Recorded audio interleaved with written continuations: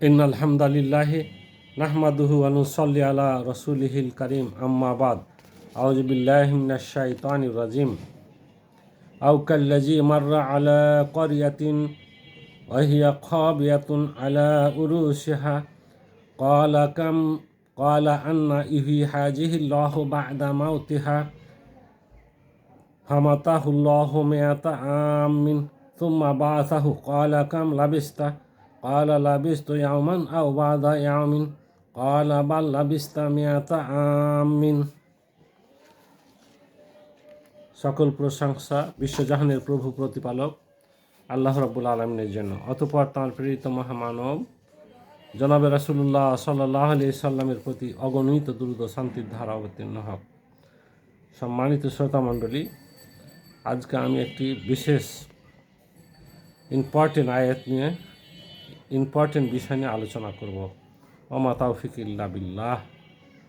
মহান রব্বুল আলামিন তার বান্দা ওজাইর আলাইহিস সালাম সম্পর্কে একটা ইঙ্গিত দিয়েছেন তার পবিত্র কালামে। হযরত ওজাইর আলাইহিস সালাম একদা তিনি বাইতুল মুকাদ্দাস পরিদর্শনের জন্য যান। তিনি সেখানে উপস্থিত হয়ে দেখলেন বাইতুল মুকাদ্দাসের পুরো এলাকাটি বিধ্বস্ত হয়ে উপড়ে পড়ে রয়েছে। তাই আল্লাহ বলছেন আও কাল্লাযী মাররা আলা ক্বরিয়াতিন ওয়া হিয়া খাবিয়া, অথবা দৃষ্টান্ত সেই ব্যক্তি যে একটি জনপদ অতিক্রম করছিল, দেখল সেটি বিধ্বস্ত হয়ে পুড়ে পড়ে রয়েছে। তিনি বিস্ময়ের সহিত বললেন ক্বালা আন্না ইউহয়ি হাযিহিল্লাহু বা'দা মাউতিহা, আল্লাহ একে মৃত্যুর পর কিভাবে পুনর্জীবিত করবেন। ফামাতাহুল্লাহু মিআতা আমিন, আল্লাহ রাব্বুল আলামিন হযরত ওজাইর আলাইহিস সালামকে 100 বছরের জন্য মৃত্যুদান করলেন বা তার প্রাণ হরণ করলেন। সুম্মা বা'আসাহু, অথবা তাকে পুনর্জীবিত করলেন। ক্বালা কাম লাবিস্তা, আল্লাহ বললেন ওজাইর তুমি কতদিন ছিলে। ক্বালা লাবিস্তু ইয়াওমান আও বা'দা ইয়ামিন, ওজাইর আলাইহিস সালাম জবাবে বললেন আল্লাহ আমি একদিন বা একদিনের কিছু অংশ ছিলাম মাত্র। আল্লাহ এবার বললেন বাল লাবিস্তা মিআতা আমিন, ওজাইর বরং তুমি 100 বছর ছিলে। ফানজর ইলা তোয়ামিকা সারামিকা লাম ইয়াতাসান্না, তোমার খাবার এবং পানীয়ের দিকে দেখো যেগুলো এখনও পচে সড়ে নষ্ট হয় নাই। ওয়ানজর ইলা হিমারাকা, আর তোমার গাধাটির দিকে দেখো, খাবার দিকে দেখো পচে সড়ে নষ্ট হয় নাই। আর ওয়ানজর ইলা হিমারিকা, গাধার দিকে দেখো, বলে নাজ আলাকা আয়াতাল লিন্নাস, আমরা তোমাকে মানুষের জন্য একটি নিদর্শন করেছি। ওয়ানজর ইলাল ইজামে কাইফা নুনশিজুহা, আর তোমার গাধার হাড়হাড্ডির দিকে দেখো কিভাবে আমরা ওর হাড়হাড্ডিগুলোকে খাঁচায় পরিণত করি। সুম্মা নাকসুহা লাহমান, অথবা আমরা সেই হাড়হাড্ডির পর গোস্ত পরাইয়ে দিই চামড়া সহিত। ফালামা তাবায়ানা লাহু, যখন সমস্ত ঘটনাটি অর্থাৎ গাধার হাড়হাড্ডিগুলো একত্রিত হলো, তার হাড়হাড্ডির পর মাংস বিছানো হলো, চামড়া রক্ত প্রবাহিত হলো, একটি পূর্ণাঙ্গ গাধাতে পরিণত হলো। তাবায়ানা লাহু, তাহার জন্য যখন সম্পূর্ণ প্রকাশ পেল একটি সুন্দর গাধাতে, তখন তিনি বললেন আলাম, আমি জানি আন্নাল্লাহ আলা কুল্লি শাইইন কাদির, আমার আল্লাহ সর্বশক্তিমান। সম্মানিত শ্রোতামণ্ডলী, আল্লাহ রাব্বুল আলামিন হযরত ওজাইর আলাইহিস সালামকে যে 100 বছরের জন্য মেরে দিয়েছিলেন, কিভাবে বিশ্বাস করব। এবার তিনি বুঝতে পারলেন যে তার গাধাটি মরেছে, হাড়হাড্ডিও এক স্থানে নাই, ছত্রভঙ্গ হয়ে গেছে। সেগুলো আল্লাহ রাব্বুল আলামিন তার নির্দেশে একত্রিত করলেন। কিভাবে হলো? অনেক তাফসীর কারকগণ বলেছেন যে বাতাস এসে হাড়হাড্ডিগুলোকে টেনে এনে তার পার্টে পার্টে লাগিয়ে দিল। আমাদের অটো মেশিনে যেভাবে করে, কম্পিউটার করতে আছে, সুবহানাল্লাহি ওয়া বিহামদিহি। অনুরূপভাবে আল্লাহ রাব্বুল আলামিন মহাবিজ্ঞানী, তিনি হাড়হাড্ডিগুলোকে একত্রিত করলেন, তারপর গোস্ত লাগাই দিলেন চামড়া হলো, রক্ত প্রবাহিত হলো, গাধা দাঁড়ালো, গাধার পর সওয়ার হয়ে তিনি চলতে লাগলেন। তখন তিনি বুঝলেন যে না, আমি মরেছিলাম। এরপরও আরও কথা আছে, ওই জনপদটি যেটি মৃত্যু অবস্থায় ছিল সেখানে আবার পুনরায় জনপদ হয়েছে, মানুষ চলন্ত অবস্থা রয়েছে। এরপরেও ওখানে তিনি যে 100 বছর ধরে রইলেন, তারাও বুঝতে পারেনি যে এখানে একজন মানুষ মরে পড়ে আছে। তার গাধা ছিল, কিন্তু খানাগুলো এখনও যে ওই অবস্থায় রয়েছে 100 বছর ধরে, তারা কেউ দেখতেও পায় না। আল্লাহ রব্বুল আলামিন তার কুদরতে সেগুলো রেখে দিয়েছিলেন। এখন তফসিরের মধ্যে আমরা পাই যে ওজার আলাইহিস সালাম ওখানে ছিলেন, কেউ দেখেনি, এবং ওখানে লোকজন বাড়ি ঘর হয়েছে ওজার আলাইহিস সালামের মৃত্যু থেকে 70 বছরের মধ্যে।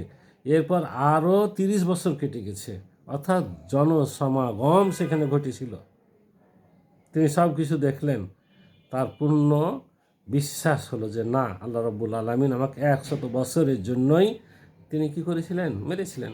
এরপরে তো উনি জানলেন জনপদবাসীদের কাছে যে ভাই, এটা তো একসময় বিধ্বস্ত হয়ে গেছিলো, এটা কখন থেকে এখানে গ্রাম হলো, বাজার হলো, মানুষ জনগণ আসলো, কিভাবে কি হলো, সব কিছু তিনি জানলেন।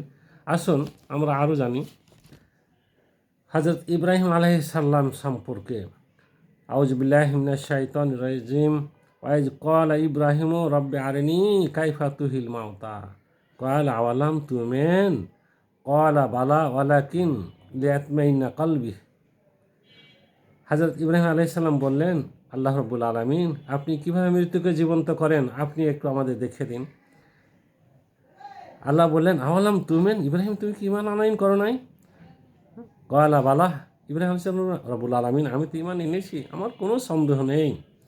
ওয়ালাকিন লিয়াতমাইন্না কলবি, আমার আত্মার প্রশান্তির জন্য। আল্লাহ এবার বলেন, ক্বালা ফাখুজ আরবাতা মিনাত তায়র ফাসুরহুন্না ইলাইক, তুমি 4টি পাখি লাও এবং তুমি সেগুলো লালন পালন করো, নাড়াচাড়া করো, তোমার পোষ মানাও। সুম্মাজ আল আলা কুল্লে জাবালিন মিনহুন্না জুজান, অথবা সেগুলোকে জবাই করে টুকরো টুকরো করে প্রত্যেকটি পাহাড়ে রেখে আসো। সুমাদু হুন্না, অথবা সেগুলোকে ডাকো, ইয়াতি আন্নাকা সায়ান, তারা তোমার নিকট দৌড়ে আসবে। ওয়ালাম আন্নাল্লাহ আজিজুন হাকিম, ইব্রাহিম যেন রাখো, মহান আল্লাহ মহাপরাক্রমশালী, মহাবিজ্ঞানী। সম্মানিত শ্রোতা মণ্ডলী, ইব্রাহিম আলাইহিস সালাম আল্লাহকে যে এইভাবে বলবেন যে আমাকে মৃত্যুকে জীবন্ত করে দেখাও আমার আত্মার প্রশান্তির জন্য, এটা আমার মাথায় আসে না।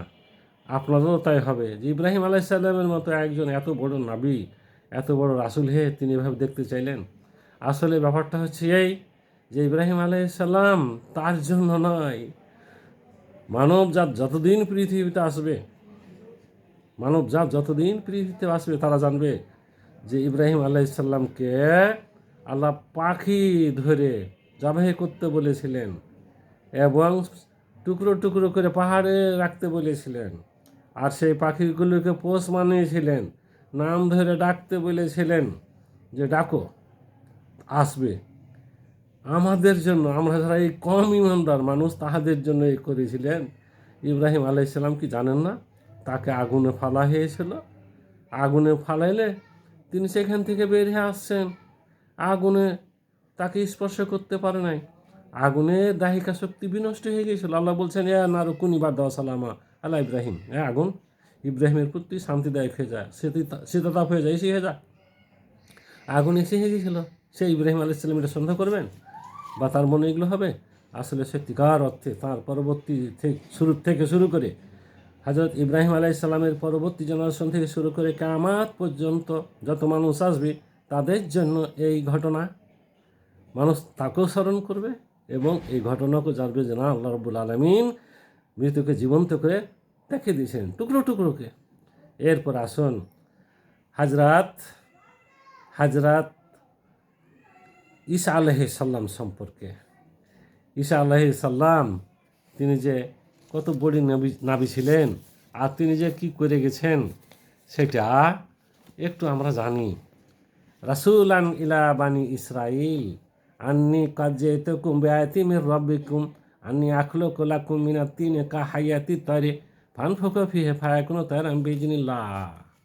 হযরত ঈসা আলাইহিস সালাম, যাকে রুহুল্লাহ বলা হতো, আল্লাহর দেওয়া রূহ,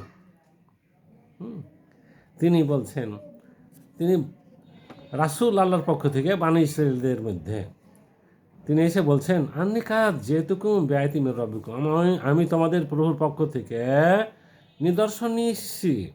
আমি আখলুকু লাকুম মিনাত তিনে কাহাইয়াতিত তয়রে, আমি মাটির দ্বারা পাখির আকৃতি তৈরি করি। ফান ফুকু ফিহে, আর তাতে ফুঁক দিই। ফাই কোনো তয়রাম বেইজনিল্লাহ, আর তা আল্লাহর নির্দেশে একটি উড়ন্ত পাখিতে পরিণত হয়। আমাদের ভাইয়েরা যারা মূর্তি পূজা করে তারা পাখি বানায়, কত রকম সিংহ বানায়, কত রকম পশু বানায়, বা একটা মহিলার আকৃতি দেয়, বা একটা সিংহের আকৃতি দেয়। নাউজুবিল্লাহি মিন জালিক। আমরা স্বহস্তে গড়ছি আর স্বহস্তে সেটার পূজা করি। এই তো আমরা মানুষ, আমরা না কতই নরধম, আমরা কিছুই বুঝি না যে আমি একে তৈরি করলাম, কাঠ দিয়ে পুতুল বানাইলাম, আর সেটাই হয়ে গেলো নাকি আমাদের দেবতা ভগবান, তাকে পুজতে হবে। ওইটা পুতুল না বানিয়ে যদি চেয়ারের পা বানাইতাম, কিংবা মহিলারা যে বসে তরকারি শাক সবজি কাটে, কিংবা আপনার যে কাটার যে দাওটা, সেখানে একটা কাঠ থাকে, সেটা কাঠ বানানো হতো, কিংবা চেয়ার বানানো হতো, চৌকি বানানো হতো, খাট পালং বানানো হতো, আলমিরা, তাহলে ওটার কী ছিল? একই জিনিস তো, ওই রূপী নির্জীব। হযরত ঈসা আলাইহিস সালাম মাটি দিয়ে পাখির আকৃতি করতেন, ফুঁক দিতেন, আল্লাহর হুকুমে সেটা একটা পাখিতে পরিণত হতো। আরও কী হতো? ওয়া উবরিহুল আকমাহা ওয়াল আবরাসা, আর আমি কুষ্ঠব্যাধি এবং জন্মান্ধ ব্যক্তিকে আল্লাহর নির্দেশে নিরাময় দান করতাম, ভালো করতাম। ওয়া উহিল মাতা বিজনিল্লাহ, আর আমি আল্লাহর নির্দেশে মৃত্যুকে জীবন্ত করতাম। হযরত ঈসা আলাইহিস সালাম মৃত ব্যক্তির শরীরে টাচ করতেন আর তাহা জীবিত হয়ে যেত।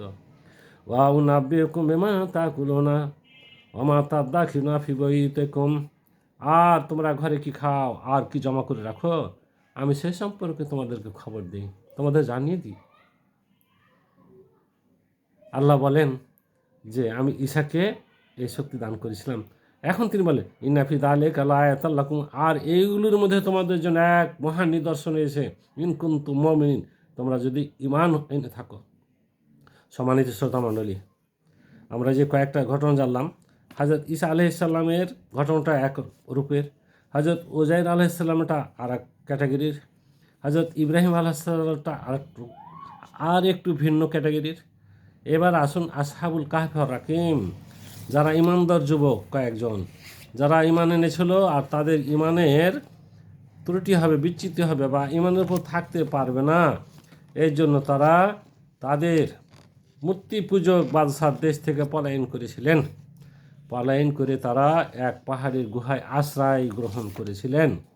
এই আরেকটি ঘটনা, এটা মৃত্যু বা এটা হলো জীবন্ত, কিছু বোঝা যায় না। তবে হয় তাদেরকে এ পাশ করা হতো, ওই পাশ করা হতো, উল্টে দেওয়া হতো, তাই তাদের মধ্যে তারাই বলা কওয়া করছে, কয়লা কাইলুম মিনহুম কাম লাবিস্তুম, তাদের মধ্যে বলল, তোমরা কতদিন ছিলে? কাম লাবিস্তুম, কয়ালু লাবেস না আমানা বাজায় আমিন, আমি একদিন বা একদিনের কিছু অংশ ছিলাম। এবারে তারা নিজেরাই সন্দেহ করছে, একদিন বা একদিনের কিছু অংশ। কয়ালু রব্বকুম আলম বিমা লাবিস্তুম, তারা বলল যে তোমাদের রব জানেন তোমরা কতদিন ছিলে, কাম লাবিস্তুম।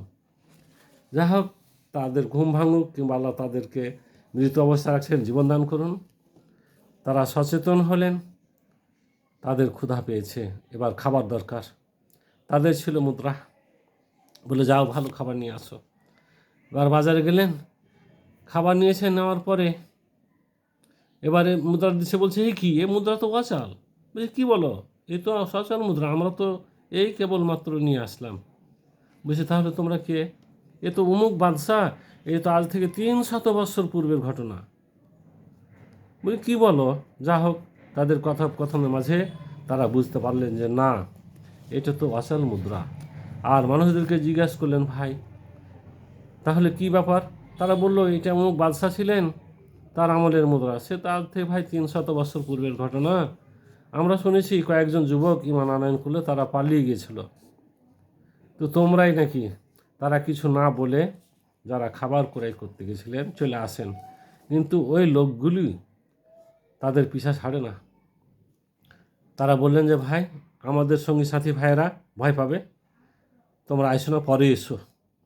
তারা গুহার মধ্যে চলে গেলেন, কিন্তু যারা শহরবাসী তাদের ফলো করছিল, তারা এসে গুহার তন্ন তন্ন করে খুঁজে কিন্তু তাদের কার পাই নাই। সম্মানিত শ্রোতামণ্ডলী, দেখুন আল্লাহর নিদর্শন। আল্লাহ কতরূপভাবে কীভাবে আমাদেরকে সতর্ক করেছেন, জানাতে চেয়েছেন।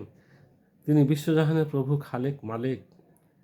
আমাদেরকে যেমনভাবে দুনিয়াতে আশরাফুল মাখলুকাত করে পাঠিয়েছেন, যেভাবে আমাদের জ্ঞান বিজ্ঞান দান করেছেন, যেভাবে আমাদেরকে উন্নত মেধা মস্তিষ্ক দান করেছেন, আমাদের চিন্তা শক্তি দান করেছেন, সেইভাবেই আল্লাহ রাব্বুল আলামিন বিশেষ বিশেষ ঘটনা আমাদেরকে জানিয়ে দিয়েছেন যে তোমরা এগুলো গবেষণা করো, চিন্তা করো, ফিকির করো, দিয়ে তোমরা মহান আল্লাহর ইবাদত করো, আর কারো না।